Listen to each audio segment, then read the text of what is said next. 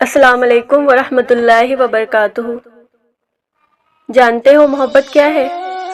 جب وہ تمہیں اپنی زندگی سے نکال دے اور تم اپنے دل کی چیرتی ہوئی تکلیف کے باوجود لبیک کہو، جب وہ تمہیں بنا تمہارے کسی قصور کے تمہیں اگنور کرے اور تم اس پر صبر کر لو، لیکن تم سے ان کے خلاف کچھ سوچا نہ جائے، جب ان کے خلاف بولنا چاہو تو تمہاری زبان اور جب لکھنا چاہو تو تمہارے ہاتھ بغاوت کر جائیں، جب کوئی ان کے خلاف کچھ بول جائے تو تم ان کی عزت اور حرمت کے خاطر اس انسان سے لڑ جاؤ۔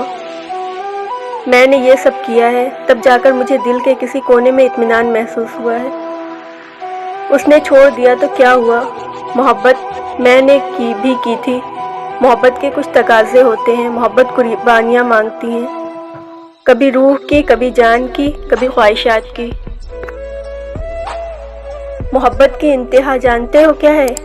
یہاں کھڑے ہو کر تجھ سے انبیاء دعا مانگا کرتے تھے، ان کی دعاؤں اور میری دعاؤں میں بہت فرق ہے۔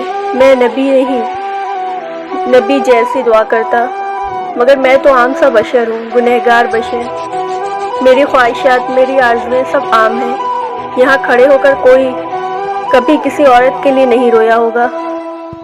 میری ذلت اور پستی کی اس سے زیادہ انتہا اور کیا ہوگی کہ میں یہاں کھڑا، حرم پاک میں کھڑا ایک عورت کے لیے گڑ گڑا رہا ہوں، مگر مجھ کو اپنے دل پر اختیار نہ اپنے آنسوؤں پر۔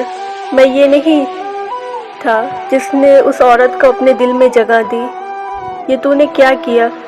کیوں میرے دل میں اس عورت کے لیے اتنی محبت ڈال دی کہ میں تیرے سامنے کھڑا بھی اس کو یاد کر رہا ہوں۔ میں وہ بشر ہوں جس کو تو نے تمام خامیوں کے ساتھ بنایا، جس کو تیرے سوا کوئی رستہ دکھانے والا نہیں، اور وہ عورت میری زندگی کی ہر شے پر کھڑی ہے، مجھے کہیں جانے نہیں دے رہی۔ یا تو اس کی محبت کو میرے دل سے اس طرح نکال دے کہ میں کبھی اس کا خیال تک نہ آئے، یا پھر مجھے اسے دے دے۔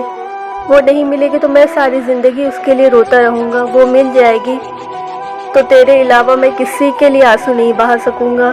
میرے آنسوؤں کے خالص ہونے دے۔ میں یہاں کھڑا تجھ سے پاک عورتوں میں سے ایک کو مانگتا ہوں،